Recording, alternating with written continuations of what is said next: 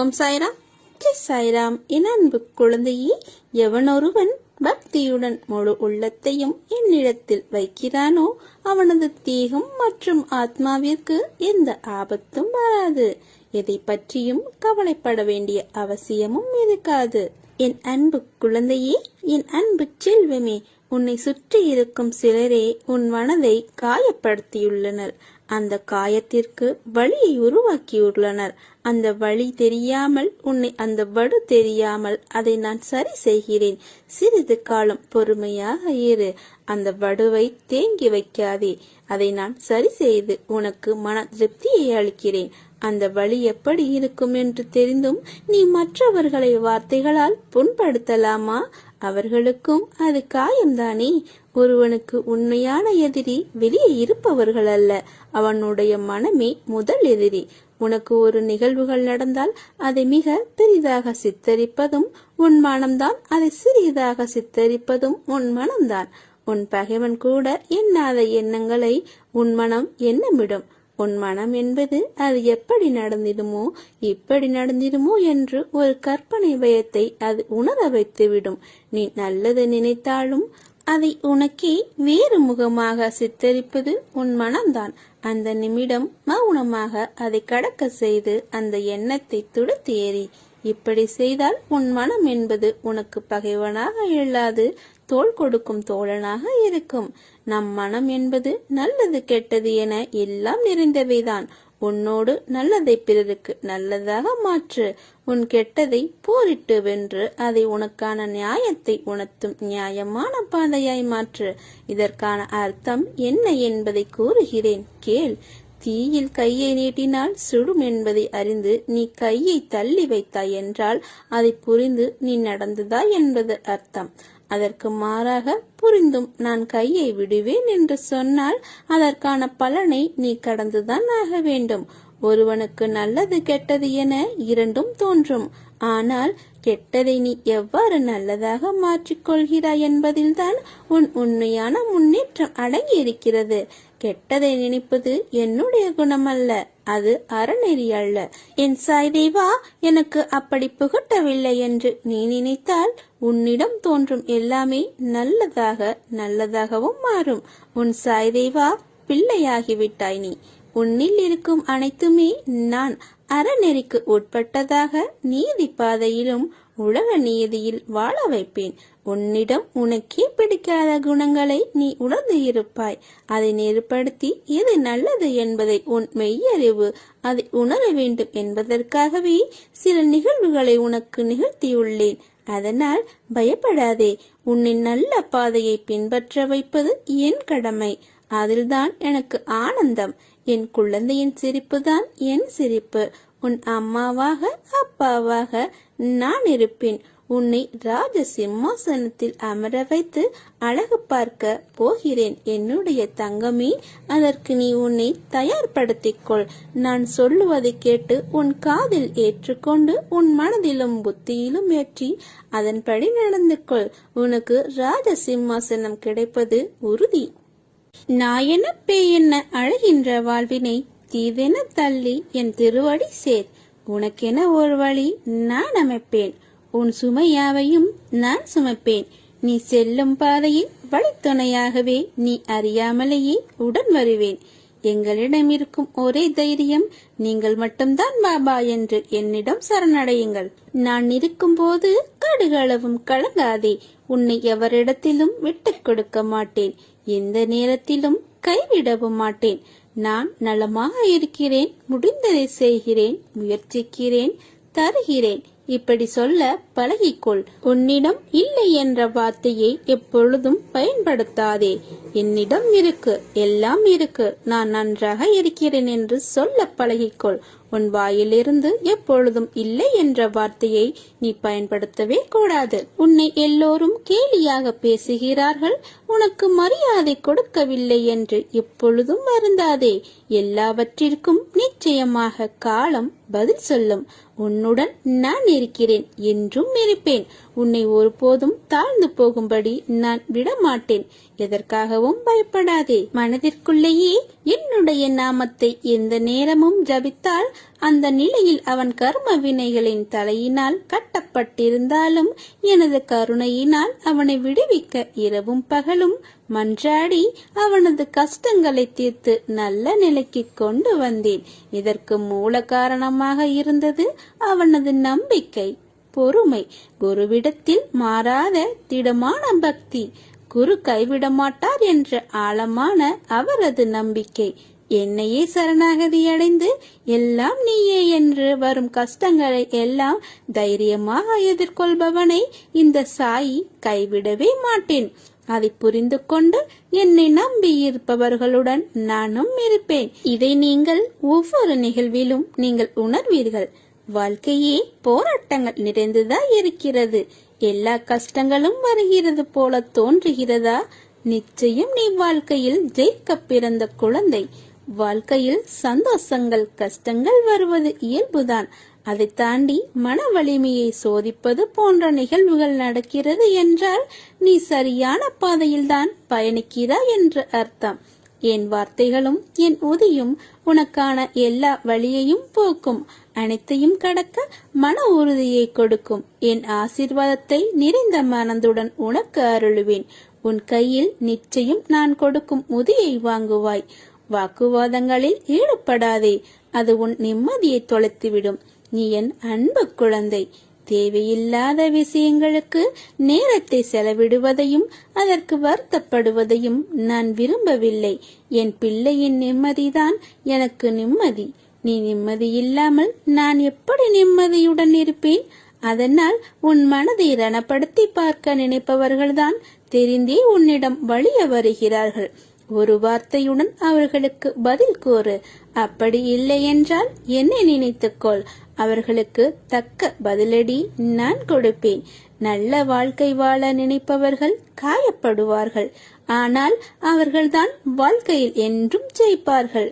நீ வாழ்க்கையை ஜெயிப்பதற்காக பிறந்த என் குழந்தை, என்னுடைய உயிர். நிச்சயமாக வசந்தமாக வாழ்வாய். நீ ஜெயிக்கப் போகிறாய். அது தெரியாமல் நீ கவலைப்பட்டு கொண்டிருக்கிறாய். நீ நம்பிக்கையோடு இரு. அப்பா நான் இருக்கிறேன். இன்ப நிலை நீங்கி துன்ப சுமையை சுமக்கிறாயே, அனுபவிக்க இன்னும் என்ன இருக்கிறது என்ற அளவில் துன்பத்தின் எல்லை வரை சென்றுவிட்டு வெறுமையா நின்று என் முகத்தை உற்று பார்க்கும் உன்னை நான் கண்டு கொள்ளவில்லை என்று நினைக்காதே. உன்னை கரிசனத்தோடு நான் கவனித்துக் கொண்டிருக்கிறேன். உனது இழப்புகளை திரும்பி பார்த்தால் எனது மனம் கூட நடுங்கத்தான் செய்கிறது. ஒவ்வொரு முறையும் உன்னை தைரியப்படுத்திக் கொண்டு வருகிறேன் என்பதை நினைவுபடுத்திக்கொள். இன்னும் நீ கடந்து போக வேண்டிய தூரம் கொஞ்சம் இருக்கிறது. அதுவரை எல்லையற்ற பொறுமையோடு தீவிர நம்பிக்கையோடு உனது சுமையின் கணம் தெரியாமல் இருப்பதற்காக எனது நாமத்தை உச்சரித்தபடி நீ இருக்க வேண்டும். எனது சத்தத்தை உணர்வுள்ள நீ கவனித்து கேட்டு அதன்படி நடந்து கொள். அப்போது உனக்கு ஆறுதல் கிடைக்கும். எதற்காகவும் கவலைப்படாதே. நான் கூடவே இருக்கிறேன். எது வந்தாலும் நான் உனக்கு அருள் செய்ய நான் காத்திருக்கிறேன். இனி நீ நன்றாக இருப்பாய். உன் வாழ்க்கை பிரகாசமாய் இருக்க போகிறது. நீ இழந்தது எதுவாயினும் அதை விட சிறந்தது உனக்கு கிடைக்கும். கிடைக்கச் செய்வேன். என் மேல் நம்பிக்கை கொண்டு நீ இப்போது எடுத்திருக்கும் முயற்சியிலிருந்து விடுபட நினைக்காதே. எல்லாம் நல்லதே நடக்கும். நம்முடைய பாபா நம்மிடம் நேராக பேசுகிறார். பக்தர்களின் நம்பிக்கை, நேர்மையான பக்தி, ஆன்மீக வளர்ச்சிக்கேற்ப சாய்பாபா அளித்திடும் அனுபவங்கள் பக்தருக்கு பக்தர் மாறுபடும்.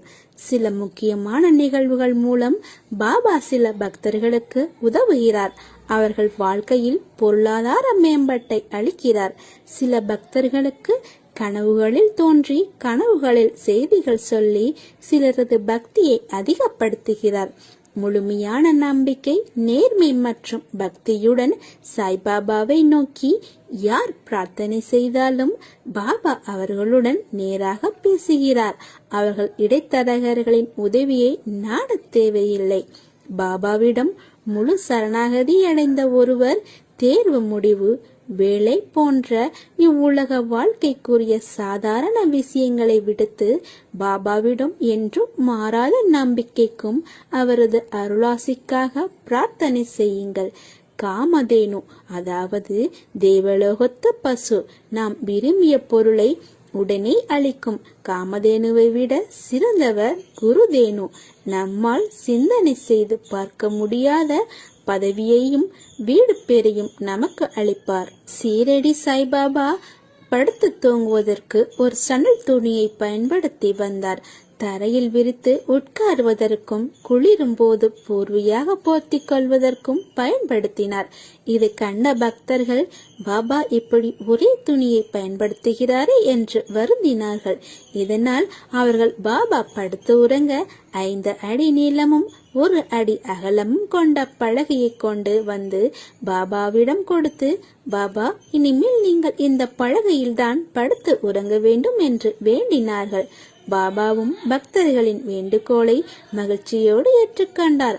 பக்தர்கள் கொடுத்த மரப்பலகையை மசூதியின் கூரையிலிருந்து 3 அடி தாழ்வாகவும் தரையிலிருந்து 7 அடி உயரத்திலும் அந்தரத்தில் இருக்குமாறு செய்து படுத்துக் கொள்வார். இந்த அதிசயத்தை கண்டு பாபாவின் மகிமை மேலும் மேலும் உலகெங்கும் பரவியது. பாபாவிடம் முழு நம்பிக்கை கொண்டிருந்தால் அவர் நம்மிடம் பேசுவார். என்னிடம் பேசியிருக்கிறார், உங்களிடமும் பேசுவார். நம்பிக்கை மற்றும் பொறுமை இவை இரண்டையும் கடைபிடித்தால் உன்னிடம் பாபா பேசுவார். நீ ஜெயிக்க போகிறாய், அது தெரியாமல் நீ கவலைப்பட்டு கொண்டிருக்கிறாய். நீ நம்பிக்கையோடு இரு, நான் இருக்கிறேன். ஆழமான கடலுக்குள் 1000 உயிரினங்கள், அமைதியான மனதிற்குள் 1000 குழப்பங்கள். புதிர்கள் இல்லாத வாழ்க்கையும் இல்லை, குழப்பம் இல்லாத மனிதனும் இல்லை. ஒவ்வொருவரின் சிரிப்பிற்கு பின்னால் அழுகையும் உண்டு, அழுகைக்கு பின்னால் சிரிப்பும் உண்டு. சிலையாகும் கற்களுக்குள் 1000 காயங்கள் உண்டு. காயமே இல்லாமல் கல் சிலையாகாது. வளமான வாழ்க்கை வேண்டுமானால் வலியை தாங்க வேண்டும். வலிகள் இல்லாமல் வாழ்க்கையே இல்லை. பிறப்பின் காரணமே வலி நிறைந்த உலகில் வலிகளை கடப்பதுதான். என்ன குழந்தையே, நான் சொல்வது புரிகிறதா? நன்றாக புரிந்து கொள். உனது பெரும்பாலான தோல்விகளுக்கு முக்கிய காரணம் உனது தயக்கம்தான். இந்த தயக்கம் உனக்கு வர வேண்டியவற்றை தாமாகவே தவிர்த்து விடுகிறது. கிடைக்க வேண்டியவற்றை கிடைக்காமல் போக செய்கிறது. கொடுப்பதற்கும் கேட்பதற்கும் உனக்கு ஏன் இந்த தயக்கம்? அது உன்னுடைய பொருள், நீ உழைத்தது. உனக்கான ஊதியத்தை நீ கேட்டு பெற்றுக்கொள். நீ எதற்காகவும் தயங்காதே. வாய்விட்டு கேட்டுப்பார், அனைத்தும் உனக்கு நல்லதாகவே நடக்கும். உன் மீது நம்பிக்கை இருந்தால் நீ கேட்பாய். முதலில் நீ உன்னை நம்பு. என்னால் முடியும் என்று முயற்சி செய். வாய்விட்டு பேச முயற்சி செய். தன்னம்பிக்கையோடு நீ கேட்பதாக பிறர் உணர்ந்தால் உனக்கு வாய்ப்பு கிடைக்கும். பலருக்கு ஆர்வம் இருக்கும், அதே அளவு தயக்கமும் இருக்கும். இதனால் ஆர்வம் இருந்தும் திறமை இருந்தும் தோற்று போவார்கள். இதுவரை நீ கூட எல்லாவற்றிலும் தயக்கம் காட்டித்தான் இப்படி தோற்று கொண்டு வந்திருக்கிறாய் என்பதை உன் மனதில் பதித்துக்கொள். இனி உனக்கு தோல்வி கிடைக்க கூடாது. இனி வெற்றி மட்டுமே கிடைக்க வேண்டும் என்றால் உன்னுடைய தயக்கத்தை முதலில் விட்டுவிடு. துடிப்போடு செயல்படு. தைரியமாக கேள். தயக்கம் காட்டினால் உன்னை ஏமாற்றி விடுவார்கள். ஜெயம் உண்டாக நான் உன்னை ஆசீர்வதிக்கிறேன். உனக்கு தைரியத்தை கொடுக்க நான் இருக்கிறேன். என்னை நம்பு. என் கண்ணை பார்த்துவிட்டு உனக்கானதை கேட்கவும் சொல்லவும் நீ தயாராக இரு. அதில் உனக்கு வெற்றி மட்டுமே கிடைக்கும். எதற்காகவும் பயப்படாதே, தயங்கவும் தயங்காதே. யார் என்ன நினைத்தால் என்ன, அது உன்னுடையது. உன்னிடவே கேட்க நீ யாருக்கு பயப்பட வேண்டும்? எதற்காகவும் பயப்படாதே. தயக்கம்தான் உன்னை மேலும் மேலும் உன்னை இதே இருட்டுக்குள் அடக்கி வைக்கின்றது. நீ வெளிச்சத்திற்கு வர வேண்டும் என்றால் அந்த தயக்கத்தை முழுவதுமாக மண்ணிலிட்டு புதைத்து விடு. நீ சூரிய வெளிச்சத்தை தேடி நீ வெளியில் வருவாய். ஒவ்வொரு விடியலும் நமக்காக இல்லை என்றாலும் நமது விடியலுக்காக ஏதோ ஒன்றை பரிசீலித்து விட்டுத்தான் செல்கிறது. அதை புரிந்து பயன்படுத்தி கொள்வதும் கை நழி விடுவதும் நம் எண்ணங்களும் செயல்களுமே. நீ எதற்காக எதற்காகவும் தயக்கம் காட்டாதே. என்னுடைய பிள்ளையே, நான் உன்னிடம் கெஞ்சி கேட்டுக்கொள்கிறேன். இந்த தயக்கத்தை மட்டும் விட்டுவிடு. நான் உனக்கு துணையாக இருக்கும்போது இதை பற்றியெல்லாம் நீ கவலைப்படாதே. தைரியமாக செயல்படு, தைரியமாக செய், தைரியமாக முன் அடியை எடுத்து வை. முன்னால் உனக்கு ஓட வேண்டும் என்று ஆசை ஏற்படுகிறதா? அதை அப்படியே உன் மனதிற்குள் போட்டு புதைத்து விடாதே. முன்னால் ஓட நீ முயற்சி செய். நீ முயற்சி செய்ய செய்ய நீ முதலிடத்தை பிடிப்பாய். அந்த முதலிடம் உனக்காக தான் காத்து கொண்டிருக்கிறது. அதை பிடிக்க நீ வேகமாக ஓட வேண்டும். நீ எதற்காகவும் தயங்கி நிற்காதே. என்னுடைய பிள்ளையே, உன்னை தயவு செய்து கேட்டுக்கொள்கிறேன். நான் உன்னை பலமுறை எச்சரித்து விட்டேன், கோவப்பட்டும் பார்த்து விட்டேன். நீ எதற்கும் உன் தயக்கத்தை விட மறுக்கிறாய். இப்போது எனக்காக தயவு செய்து உன்னை கெஞ்சி கேட்டுக்கொள்கிறேன். இந்த தயக்கத்தை விட்டுவிடு. நீ எல்லாவற்றிலும் முன் நின்று செயல்படு. அதுவே உனக்கு வெற்றியை தரும் என்ற நம்பிக்கையை உன் மனதில் பதித்துக்கொள். நமக்கு வெற்றிதான் முக்கியம். இதெல்லாம் யார் என்ன சொன்னால் என்ன, எனக்கு வெற்றி மட்டுமே வேண்டும் என்ற நம்பிக்கையோடு செயல்படு. என்னை நம்பி நீ வந்து விட்டாய் அல்லவா? என்னை நம்பி வருபவர்களை ஒருபோதும் நான் கைவிட மாட்டேன். உன்னுடைய நிழலே நான் தான். உன்னுடைய அசைவுகளை வைத்தே உன்னை அறிந்து கொள்பவன். உன்னுடைய பிரச்சனை என்ன, உன்னுடைய கவலை என்ன என்பது எனக்கு நன்கு தெரியும். எதை பற்றியும் கலங்காதே. உன்னுடைய வெற்றிக்கு வழி அமைப்பவன் நான். என் மீது நம்பிக்கை வைத்தவர்களை கைவிட்டதாக இதுவரை எவரும் சொல்லியதில்லை. உன்னை மட்டும் நான் விட்டு விடுவேனா என்ன? பல ஏமாற்றங்களால் நீ மனம் வருந்துகிறாய். வருந்தாதே. எல்லாவற்றிற்கும் உனக்கு நிச்சயம் பதில் கிடைக்கும். உன் வாழ்க்கை ஒளிமயமாக மாறும் நாள் வெகு தொலைவில் இல்லை. கூடிய சீக்கிரம் உன் கையில் கிடைக்கும். ஒவ்வொரு விடியலும் நமக்கு தான், எமக்கே என்று நீ வெற்றி நடைபோடு. உன்னுடன் பக்கபலமாக நான் இருக்கிறேன். அலட்சியம் செய்யும் உறவினை நீ திரும்பி பார்க்காதே. அது உன் உண்மையான அன்பின் வழிகள் அவர்களுக்கு தெரியாது. உனக்காக அழுவதற்காகவே நான் இருக்கும்போது நீ எதற்காக அழுகிறாய்? உனக்கு நன்மைகளை வாடிக்கையாகவே நான் செய்து தரும்போது துன்பத்தை நினைத்து நீ புலம்புவது எனக்கு வேடிக்கையாக அல்லவா தெரிகிறது? இம்மிப்பொழுது மட்டுமே உன்னை நான் கைவிட்டேன். நீ பெரு துன்பத்தில் சிக்கிக் கொண்டாய். இனி ஒரு பொழுதும் உன்னை விட்டு நான் விலக மாட்டேன். எனவே இன்று முதல் உனக்கு சோதனை விளக்கம் என்பதை உணர்ந்து ஆறுதல் கொள். இழந்தது இழந்ததாகவே இருக்கட்டும். நான் இனி தரும் ஆசீர்வாதங்களை எண்ணிப்பார். உனக்கு சொத்து சுகங்கள் மிக வேகமாக வளரும். மக்களும் உறவுகளும் அதிகமாவார்கள். உன்னை நம்பி உன் உதவிக்காக காத்திருப்பவர்களின் எண்ணிக்கையும் அதிகமாகும். நீ நினைத்ததெல்லாம் நடக்கும். தொட்டது எல்லாம் துளங்கும். ஏனெனில் உன்னை கைப்பிடித்து நடத்தி கொண்டு போகிறவர் உன் தந்தையாகிய இந்த சாய் அல்லவா? அவரால் உன்னை மறந்திருக்க முடியுமா?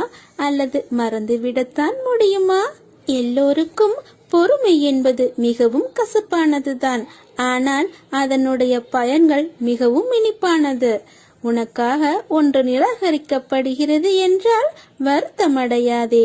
அதைவிட மேலான ஒன்றை உனக்கு நான் கொடுப்பதற்காக ஏற்பாடுகளை மேற்கொண்டிருக்கிறேன் என்று நம்பு. இவ்வுலகில் எதுவுமே நிரந்தரமில்லை. கலிகாலம் இது. நல்லது எதுவுமே மறைக்கப்பட்டு தீயவைகள் நல்லவைகள் போல் ஜோடிக்கப்படும் காலம் இது. ஆனால் உண்மை ஒரு நாள் தெரிய வரும்போது களியின் நாட்டம் அங்கு என்ன செய்ய முடியும்? நியாயவாதிகள் முன் யாராலும் நிரந்தரமாக நடிக்க முடியாது. நான் தண்டத்திற்காகவா இருக்கிறேன்? புரிய வேண்டியவர்களுக்கு நான் புரிய வைக்கிறேன். நீ கலங்காதே. நீ என்றுமே எனது அன்பிற்குரிய மகள்தான். எத்தனை பேர் என் தர்பாரில் நின்றாலும், நீ என் தர்பாரில் வந்து நின்றாலும் நிற்காவிட்டாலும் உனக்கான இடத்தை நான் என்றும் காலியாகவே வைத்திருக்கிறேன். அந்த இடம் உனக்கானது மட்டும். அந்த இடத்தை யாராலும் நிரப்ப முடியாது. பூர்த்தி செய்ய நான் விடவும் மாட்டேன். அந்த இடம் உனக்காகவே நான் அமைத்து வைத்திருக்கிறேன். அது விரைவில் நீ உன் கைகளில் வரும். கவலைப்படாமல் இரு. அந்த இடத்தை பிடிக்க நீ தயாராக இரு. அந்த இடத்தில் இருந்துதான் உனக்கு வெற்றிக்கான பாதையை அமைத்து கொடுத்திருக்கிறேன். அதில் ஏறி நீ பயணம் செய்யலாம். ஒருவரை நான் உங்கள் முன் வைத்திருப்பதும் அவர்களை செயல்பட வைப்பதும் ஏதோ ஒரு காரணத்திற்காக என்பதை அறிந்து கொள்ளுங்கள். காரண காரியங்கள் இல்லாமல் விளைவுகள் இல்லை. என் மீது நம்பிக்கை வை. அனைத்தையும் அறிந்தவன் நான், அனைத்தையும் செய்பவன் நான். செயலும் நானே, விளைவுகளும் நானே. என் அனுமதி இல்லாமல் ஒரு இலை கூட அசையாது என்கிற போது எதற்காக நீங்கள் தேவையில்லாமல் வருத்தப்பட வேண்டும்? நீங்களே உங்கள் விரோதியாகி கொள்வதற்காகவே உங்களை படைத்து காத்து உங்களை தேடி நான் வந்தேன். நீங்கள்தான் செயல்படுகிறீர்கள். நான் செயல்படாதவன் என்று நினைக்கவே நினைக்காதீர்கள். மனதார யாரையும் சபிக்காதீர்கள். யாரை பற்றியும் குறையாய் சொல்லாதீர்கள். அப்போதுதான் நான் கொடுக்கும் ஆசீர்வாதங்களை முழுமையாக அனுபவிப்பீர்கள். அன்றைக்கும் மலவீர்கள். பாபா உன்னை காண முடியவில்லையே என்றல்ல, பாபா நான் கேட்டதையெல்லாம் உடனுக்குடனே தந்து விடுகிறாயே என்ற மகிழ்ச்சியில் உனது கோரிக்கைகளை எனது செவிகளின் வழியாக கேட்டுக்கொண்டே இருக்கிறேன். உனக்காக அவதரித்தவன் நான். உன்னை அழகுபடுத்தி வாழ்க்கை என்னும் புத்தகத்தில் உன்னை நுழைத்து அதை பக்குவமாக கையாள வைத்திருக்கிறேன். காயங்கள் இல்லாமலும் வழிகள் இல்லாமலும் வாழ்க்கையை கையாள முடியுமா? பொறுமை மற்றும் சகிப்புத்தன்மை வேண்டும். அகங்காரம், அகந்தை இவைகளை தவிர்க்க வேண்டும். அதன் பிறகு உன்னால் முடியும். வாழ்க்கை சக்கரத்தில் அனைத்தையும் எதிர்த்து சந்திக்க தயாராக இருப்பாய். வாழ்க்கையில் வருவது அனைத்தையும் நிரந்தரமில்லை, அனைத்தும் மாயை. ஒரு நாள் உனக்கு, இன்னொரு நாள் வேறு ஒருவருக்கு. ஆகையால் கவலைப்படாமல் மகிழ்ச்சியோடு இருக்க பழகிக்கொள். உனது கோரிக்கைகள் எதுவாக இருந்தாலும் அதை கண்டிப்பாக நிறைவேற்றி தருவேன். கர்ம வினைகள் உன்னை விட்டு விலகப் போகிறது. கடன் தொல்லைகள் விலகும். வர வேண்டியது வந்து சேரும். இத்தனை நாள் எதற்காக காத்திருந்தாயோ அது நிறைவேறும். நீ விரும்பிய வாழ்க்கை, விரும்பிய வேலை, இவை அனைத்தையும் என் பரிபூர்ண ஆசீர்வாதத்தோடு உனக்கு கிடைக்கப் போகிறது. நீ கொடி கட்டி பறக்கப் போகிறாய். நல்லதே நடக்கும். ஓம் சாய்ராம், ஜெய் சாய்ராம்.